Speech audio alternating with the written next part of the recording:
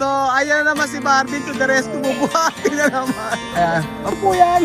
Kita tayo. Ayan, nakapag-layout na po mga amigo. At ngayon po yung groundbreaking. Oo, marami yan. Dito lahat. Magandang araw po sa inyo lahat mga amigo. Kumusta po ang bawat isa?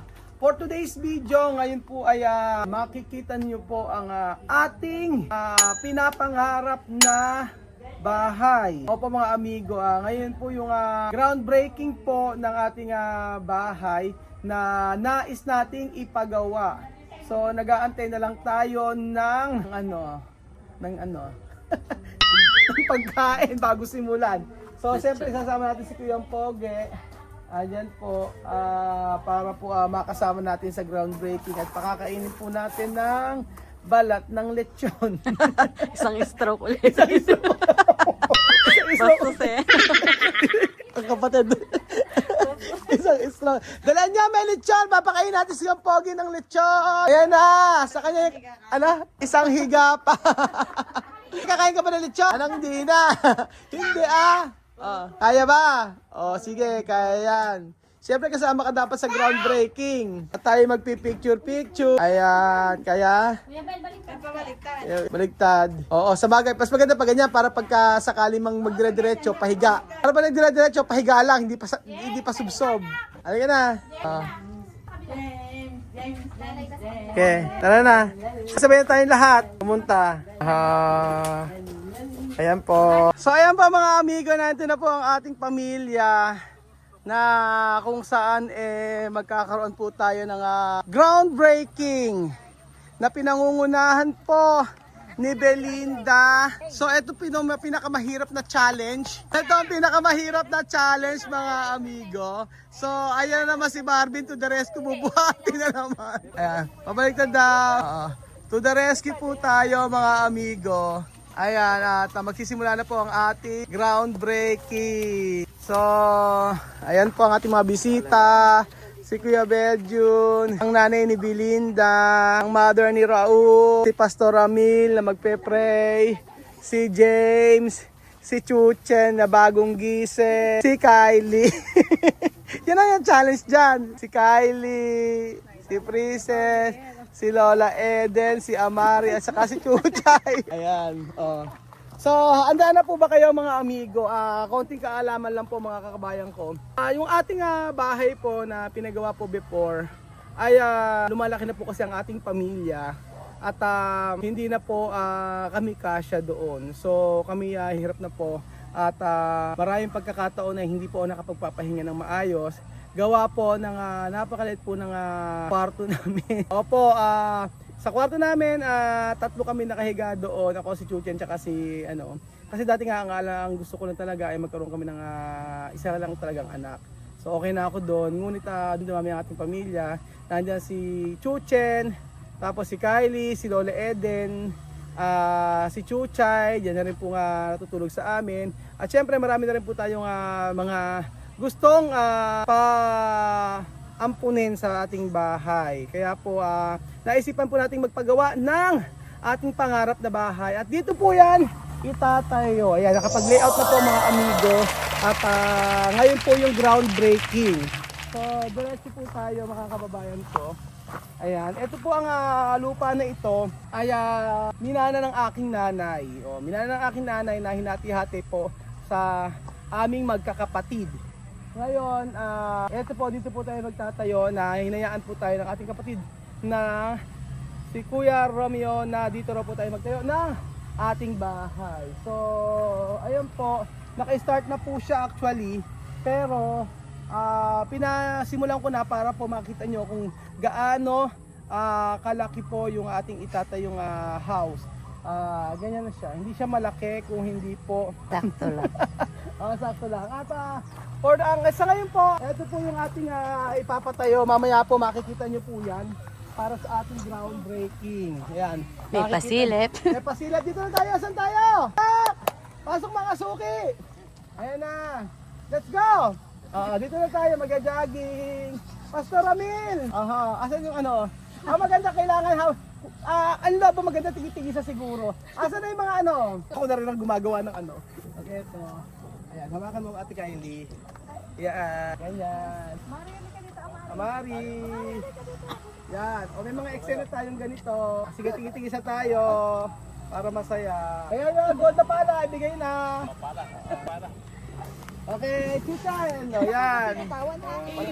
Ayan yung kay chuchin yung ilagay sa ano. Ayan, kay chuchin yung pala. Masakali ka nito. Ay, sige na ka. Okay, pati kayo magpapalagay nito. Tigisa tayo. O yan. Ninong, lahat tayo magkapalipad ng lobo. Palilipan natin yung malas. Papalipad din natin yung mga mala. Papahaba ng trabaho. Kung may dalawang ano. Lahat! Asin na Ninang? Makin! Kasali ba matanda? Kasama! Oo, marami yan. Dito lahat! Bata lang. Hindi, Ito lahat! Makin na ka rin. Kapag galing ka rito! Andiyan tumatakbo? Tumatakbo. Dito kayo! Bakit na nakatayo kayo dito kayo lahat? Nahihirapan itulak na. Ha? Alik ka rito! Dito ka pogi para maano? Tulak namin uli. Oo, dito. Nasaan na ba? Ika na. Ama, Asan na yung ating mga ayan, nagagay lang siya. O, ganda. Hindi ako naigay. Kayo gagawa. Lahat ito! Andi Para ni. masaya. Tapos, Ito dala. ayan, madama, picture tayo. Ano lang? Isa lang. Isa lang. Kita ba ito? Kita yung mga pala-pala. Ayan, ayan. One. Teka lang. Picture, picture! Puro one lang naman po yata ng dito. Tumatapos ka, Poge. Ayan na, lapit na. Tagas ka, Poge. Huwag ka mag-alala yung ulo ng lechon kay Kuyang Poge. Ayan! Ayan na. Ayan. Baka naman sumibsog. Mainit na naman ang ulo ng tabebo. Okay. Pastor Rami, tara na. Okay, so sige. At magandang hapon I-picture, sa ating lahat. Magandang hapon po! Ayan, so isa na namang napaka-exciting na historic, no? At alam natin lahat na every time na meron tayong mga achievements, ano? Ay siyempre hindi natin iwawala ang pagpapala ng Diyos. Sabi naman na nakasulatan, maliban ng Panginoon ang magtayo ng bahay, ang sinumang nagtayo ay walang kabuluhan. Yeah? Kaya talagang ibibigay talaga natin sa Diyos yung lahat ng the best natin at yung papuri sa Panginoon ay Amen. kailangan natin ibigay. Gusto ko lang basahin bago tayo manalangin sa Deuteronomy chapter 8 verse 17 to 18. So sinasabi rito na ang Panginoon ang siyang nagbibigay sa atin, no, ng kalakasan, opportunity upang tayo daw po ay managana. Ibig sabihin, talagang kung hindi kakaloobin ng Lord, wala pong mga bagay na meron tayo ang mapapa sa atin. Kaya maging yung buhay po natin, napakahalaga na maunawaan natin ng lahat ng itinanggaling sa Panginoon. Sabi ng banal na kasulatan, tayo pinanggaling sa alabok. Ngunit yung alabok na yon ay kaya nagkaroon ng buhay sapagkat hiningahan ng Diyos. Kaya doon nagkaroon siya ng buhay. Ibig sabihin talagang ang buhay natin physically, literally ay sa Panginoon. Gaano pa yung mga bagay na binibigay sa atin ng Diyos. Kaya alam nyo, mahalagang maunawaan natin in our biblical foundation na ang Lord ang pinaka dapat na maparangalan. Kahit na ano yung achievements na meron tayo, si Lord pa rin. No, huwag natin kakalimutan na kung hindi dahil sa Kanya, wala tayo. No, kung hindi dahil sa Kanya, wala ang mga bagay na meron tayo. And I believe in my heart, no, pahintulutan lamang ninyo, sabi ng banal na kasulatan, mahal tayo ng Panginoon, John chapter 3 verse 16, for God so loved the world that whosoever believe in Him should not perish but have everlasting life. Hindi natin maitatanggi na tayo mahal ng Panginoon. Ano man ang mga bagay na nangyayari sa atin, ito po ay pinapahintulutan at ayon sa kalooban ng Panginoon. Kaya ngayong hapon, naniniwala ako, hindi lamang natin ipapanalangin kung ano man yung mga bagay na iginayak natin ngayon, kundi higit sa lahat, dapat ipanalangin natin yung mga sarili natin. Sapagkat hindi natin alam buhay, no? Hindi natin alam. May mga pagkakataon na kung minsan masaya tayo ngayon, bukas hindi natin alam kung paano. Pero mahalaga, maitalaga natin at maibigay natin sa Panginoon ang ating pong mga buhay bago po natin gawin ang isang bagay na kung saan ay pagbibigay ng parangal sa Panginoon. Una natin bigyan ng parangal ang Panginoon sa ating mga buhay. Tayo po lahat ay manalangin, yumuko po tayo. Maaari po bang bago po tayo tuluyang manalangin sa ating pong gagawin na dito po sa groundbreaking na ito. Maaari po bang ang bawat isa ay sumunod muna sa isang maikling panalangin. Sabihin natin, dakilang Diyos na makapangyarihan. Maraming salamat po Maraming sa salamat po pagkakataong ito. sa pagkakataong ito. Inaamin ko sa iyong harapan Inaamin ko sa iyong harapan na ako po'y nagkasala.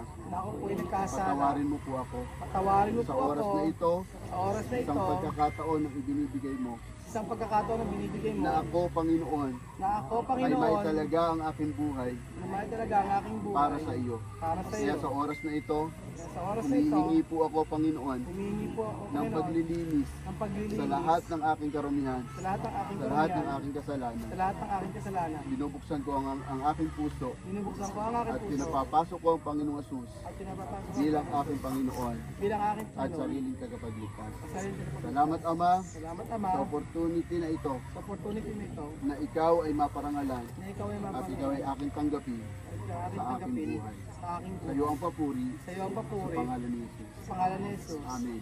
Amen. Maraming salamat, dakilang Diyos, sa oras na ito'y tinakda mo ang araw na ito upang ang bawat isa po sa amin, bago pa namin maranasan ang lahat ng biyayang pagpapala na ngayon ay nakalaan. Minarapat mo, Panginoon, na ngayon ay una naming ilapit ang aming mga buhay. Hindi namin alam, Panginoon, ang buhay na ito. Masaya, malakas, masigla.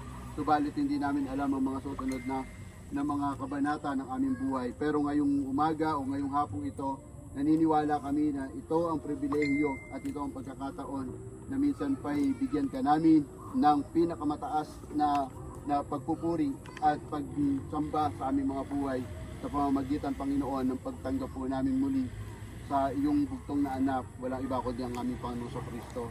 At sa oras na ito, Panginoon, patuloy na gagawin po namin ang pinagagawa mo po sa amin. Pananalangin, di lamang sa aming sarili, kung hindi sa bawat lugar na ito, Panginoon. Hallelujah, na minsan pa'y amin po itatalaga at pagpapasalamat sa iyo. Maraming salamat, Panginoon. Patuloy ka namin pinaparangalan, patuloy ka namin pinapupurihan. Ito ang aming panalangin sa pangalan niyo. Amen. Pwede po ba palapakan muna natin ang Panginoon? Praise God. So, okay po. At ngayon po ay siguro i-pray lang natin. No?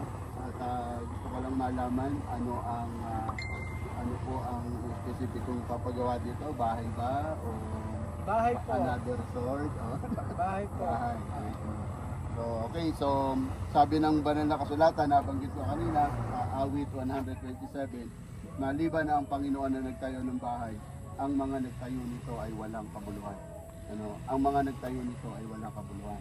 Sabi ng binasa natin, maliban na si Yahweh ang magbigay sa atin ng lakas upang tayo ay managana, yun lang natin mararanasan yung pagpapala ng Panginoon. Kaya sa bawat isa po sa atin, mananalangin po tayo. Pag-pray po muna natin ito, and then after po nito ay pawawala po natin ang mga wabo. Maaari bang yung mga gagamitin na pala? Papala daw. Ano po kayo dito? Sandalo.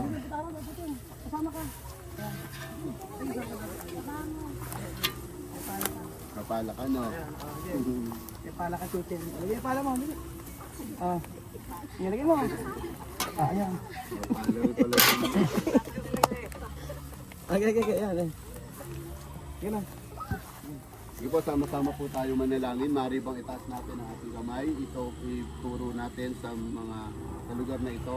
Panginoon, inadya mo na ngayong hapon kami po ay maparito sa lugar na ito upang tukdi ng iyong pong kalooban na kami, O Diyos, ay magpasalamat sa pamamagitan ng mga panalangin ito, O Diyos, na nilalagay mo sa aming mga puso. Panginoon, narito po ang isa na namang achievements, Panginoon, at isang napakagandang biyaya na kung saan, Lord, sa mga panahon ito, sa mga oras na ito, O Diyos, ay sa lupuyang inuhukay ang mga pundasyon ng gagawing lupa na ito.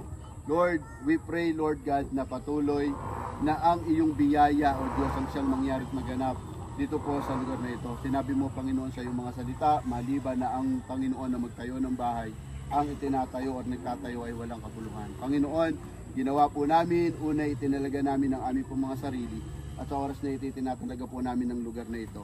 Sa pangalan ng Panginoon Kristo, hayaan mo, Panginoong, hilingin po ng bawat isa po sa amin ang bukas na kalangitan sa lugar na ito.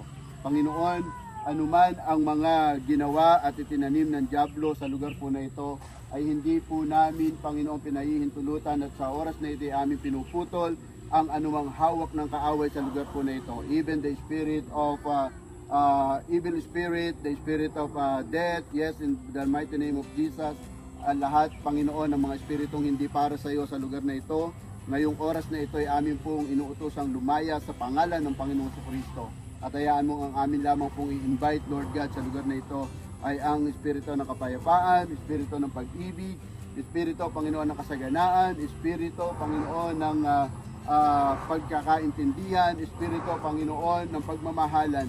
At hayaan mo, dakilang Diyos, ang lugar na ito ay maging totoong pagpapala para sa mga lalaki at babaeng magmamayari po nito. Hayaan mo, dakilang Diyos, na sa oras na ito, hilingin namin sa iyo sa pangalan ng Panginoon Kristo na ang bukas na langit ay maranasan sa lugar po na ito. Panginoon, sa bawat lalaki at babaeng makakakita ng lugar na ito at itatayong tahanan dito, Panginoon, mangingilabot sila sa iyong kapangyarihan sapagkat ang lugar na ito ay itinalaga namin para sa iyo. As we declare that Jesus is Lord over this place and over the house, Panginoon, na ilalagay sa lugar po na ito. Panginoon, dinadalangin din namin ang lahat ng taong magtatrabaho po rito, kahit na anong aksidente, hindi po namin pinapayagan sa pangalan ng Panginoong Kristo. Matatapos, Panginoon, ang konstruksyon ng lugar na ito at ng tahanang ito, Panginoon, ng maayos at walang anumang aberyang mangyayari. Hayaan mo, dakilang Diyos, na patuloy na maramdaman po nila na samantalang sila gumagawa, hindi kapaguran, kung hindi kalakasan at kagalakan ang kanila pong mararanasan. Sa oras na ito, Panginoon, dinadalangin ko ang langis na ito na aming gagamitin. Lord, as we pour out this oil, Lord God, ay iparanas mo rin at i-pour out mo rin, Panginoon, ang iyong Santong Espiritu sa bawat lugar, sa bawat kanto, sa bawat poste, Panginoon, sa mga palang ito na gagamitin at sa mga kamay na gagamitin mo pagtatayo, Panginoon, ng establishmentong ito, ng tahanang ito. Father, in the mighty name of Jesus, may your strength, may your anointing, Lord God, through the power of your Holy Spirit, ay maranasan, Panginoon, sa lugar na ito, sa pangalan ng Panginoong Jesucristo. Panginoon, nilalangitan ko ang mga palang ito, bahagi, Panginoon, ng iyong agenda, Panginoon, at sa bawat lugar na ito, Panginoon,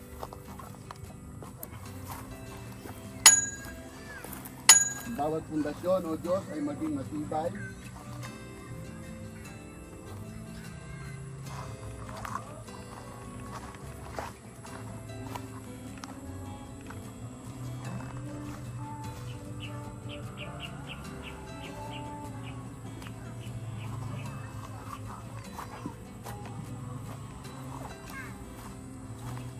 Sino po yung mga Sino pong gumagawa? Kaya pa, sino pa? Ganyan kayo. pag-pray ko kayo? Ayan, pagpipray. Ito po tayo. Sumama ka. Ikaw ko na. Napapagawa. Okay. Panginoon, pinagpapala ko ang mga kamay ng gumagawa dito, dakilang Diyos. Kayaan mo, O Diyos, na sa kanila pong paggawa ay maranasan nila, Panginoon, ang ipagsama sa pangalan ng Panginoon sa Kristo. Sa bawat isa po sa amin na narito naging kabahagi, iba yung biyaya at pagpapala ang akin pong nire-release para sa kanila sa pangalan ng aming Panginoon sa Kristo. Pinupuri ka namin, niluluwalhati ka namin, dinarangal ka namin. Ito ang aming pong alay sa iyo sa pangalan ng Ama, ng Anak at ng Banal na Espiritu. Amen. Palakpakan natin ang Panginoon. Praise the Lord!